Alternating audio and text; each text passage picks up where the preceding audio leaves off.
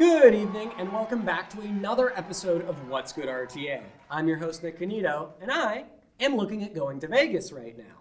Why, you may ask? Not because I'm going through a midlife crisis, but give it a couple more years and we'll get there. I'll be hitting those slots. I'm looking at going to NAB, the National Association of Broadcasters, a big old TV and film convention that happens in sunny Las Vegas, showcasing a bunch of tech for TV and film.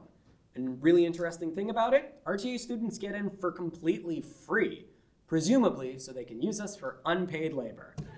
It's fun, takes place a little bit after exams wrap up, and you can see some profs give some panels at the convention. It's just like a class, except in a shiny convention center instead of, Kerr Hall.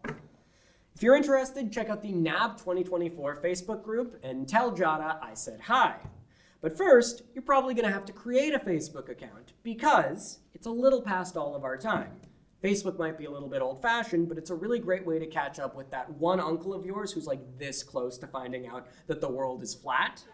But after you block beloved Uncle Rusty on Facebook, you can switch tabs to some of the coziest and most interesting projects that have come out of the practicum circuit this year. This week, we're talking Botanica with Madeline Renshaw. For a closer look at some of the best and brightest that our program has to offer, my name's Nick Cannito, and I'm asking you, what's good, RTA?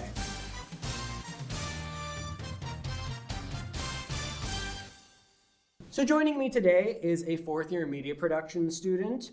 With me is the director of Botanica, Madeline Renshaw. Thank you for coming out, Madeline. How you doing? Good. Happy to have you here. So Botanica, if you don't know, it is a pixelated RPG and farming sim that was actually pitched as a practicum during the project development course last year.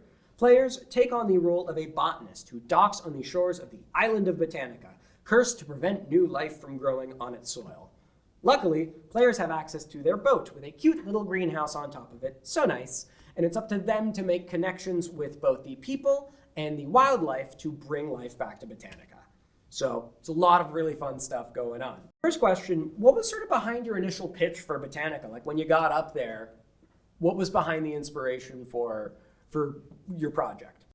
Honestly, it was so long ago. Like I've been working on this for like 3 or 4 years. 3 years, wow. Yeah. So I don't really remember, but I would say like I want to say that it's like a love of plants and everything, and like just my natural inclination for just planting and raising wildlife, but that's not true because I can't even like raise a cactus. So you don't do like any gardening yourself? No. Okay, so I think it was more like I feel like it's an unexplored genre, even though that some might argue that. I feel like at its core it's really unexplored.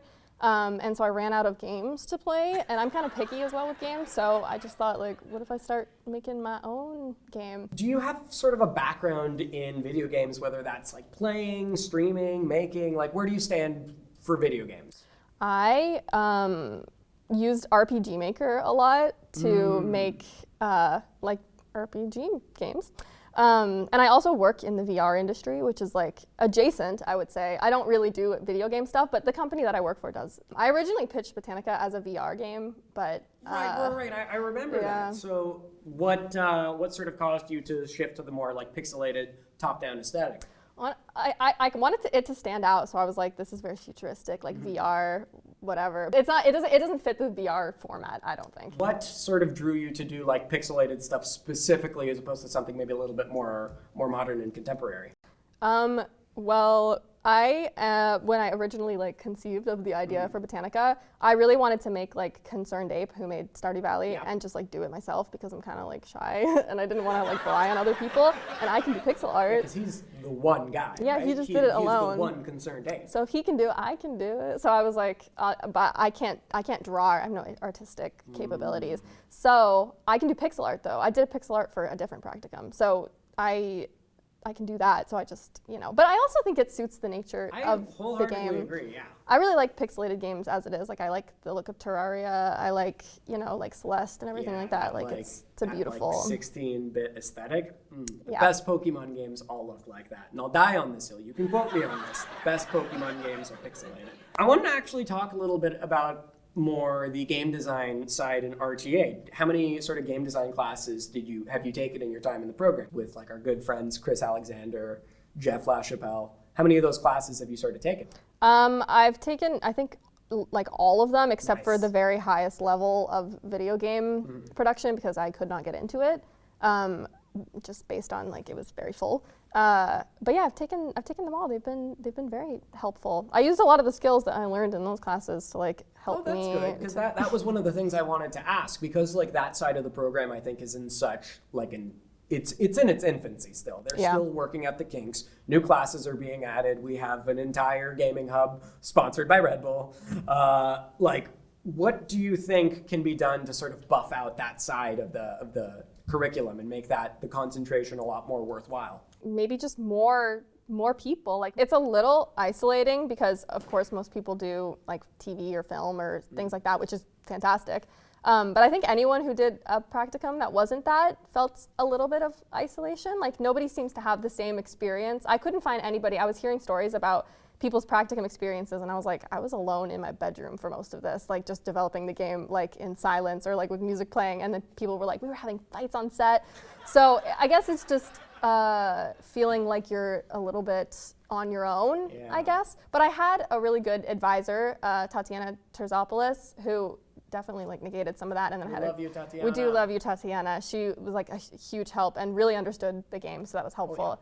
And my partner Lottie Johnson as well was like helped me feel like less alone in it. So we've talked a lot about the teaser, but would we be able to show it for the folks at home? Sure. Awesome. Let's roll that teaser.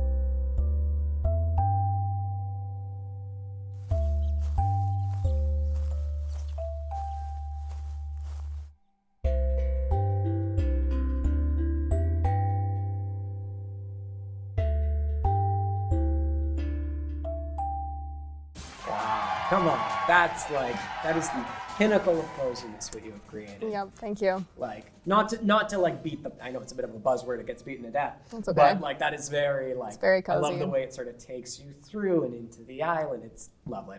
Just lovely. Thank you. What I wanted to ask next is I've played a couple different like farming games in my day, like, you know, your Stardew, Animal Crossing. What, in your opinion, does Botanica bring to the table to make it different from those games? Yeah, I think that the thing that I find with a lot of those games that you mentioned, that at least happens to me, is that it starts to get a bit stressful when, like, I've seen like spreadsheets of certain games where it's like, how can I make the most profit? Just like optimizing it, yeah, completely min-maxing. Like which crop gets me the most money, basically. And I feel like that kind of takes an aspect, like I didn't want that for Botanica, so I took money out of the game entirely. And it's like a trade economy type thing where, you know, we're trading services for things. And instead of choosing the plants that you grow based on how much money they'll make you, you're sort of listening to the land and the community as well, to see what it requires, what they require of you to grow in your greenhouse for them. Yeah, it removes sort of the need to make money, like the greed aspect of it. You're still contributing to the island's good karma. There's still like a measurement of you know, success, I guess, but it's taken away that sort of businessy aspect. Yeah, it's anti-capitalist, which I can always agree with.